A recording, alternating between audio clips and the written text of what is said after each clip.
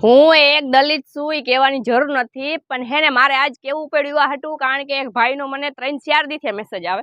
હું 3-4 દીથી જોઉં છું, કમેન્ટ કરે છે, મેસેજ કરે છે.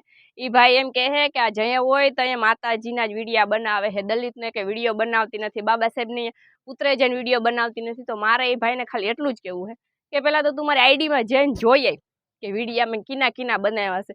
દલિતનો વિડીયો બનાવ્યો છે, બાબા સાહેબનો વિડીયો બનાવ્યો છે, બધાના વિડીયા બનાવ્યા છે. અને હા, એમ કે હે કે અભણ છે, વાંચતા લખતા કંઈ આવડતું નથી. તો ભાઈ મને તો નથી આવડતું, તને આવડતું હોય તો તું પેલા હે ને મને વાસીને કે બાબા સાહેબે એવું તો નથી કીધું કે તમે મને જ માનો, ભગવાન માતાજીને કે એને માનોમાં. અને હું તો હે ને બધાના વિડીયા બનાવું, મારા ઓલામાં દલિતના હોય, બાબા સાહેબના હોય, કોઈ પણ હું મંદિરે જાઉં તો મંદિરના હોય, માતાજીના હોય, ભગવાન બધાના મારા ઓલા વિડીયા હોય. અને ખાસ અત્યાર સુધીમાં મેં વિડીયા બનાવ્યા છે ને એમાં મેં હેને એક દરગાહનો વિડીયો બનાવ્યો છે. બધા વિડીયા મારા ફોનમાં તમને જોવા જઈશે.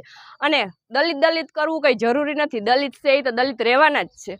અને હા, તમે બધા વધારે પડતા એમ કહેતા હોય કે રવીના બેન આવા વિડીયા બનાવ, તેવા વિડીયા. ભાઈ હું જેવા વિડીયા બનાવું એવા, તારે મારા વિડીયા જોવા આવવાની જરૂર નથી. તને ના ગમતા હોય તો તું ના જો, હું તને ધરાર તો નથી કહેતી. અને આજે કીધું આજ પછી કોઈ દી મારા ઓલામાં કમેન્ટ કરવા ના આવતો કે આના વિડીયા બનાવ, ઉના વિડીયા બનાવ. મારા માટે બધાય ભગવાન હેરખા જ છે, હું બધાય ભગવાન હેરખા જ માનું છું. એ પછી આપણા હોય કે ગમે એના હોય. અને હું બધી જગ્યાએ જઈને વિડીયા બનાવું છું, મુસલમાનની દરગાહ હોય કે કોઈ બીજી દરગાહ હોય, ગમે અહીંયા હોય હું અહીંયા જઈને વિડીયા બનાવું છું. મને વાંધો એક એનથી છે કે જે માણસ છે, માણા છે અને એમ કહે છે કે અમે ભગવાન છે, તો એને હું માનતી નથી.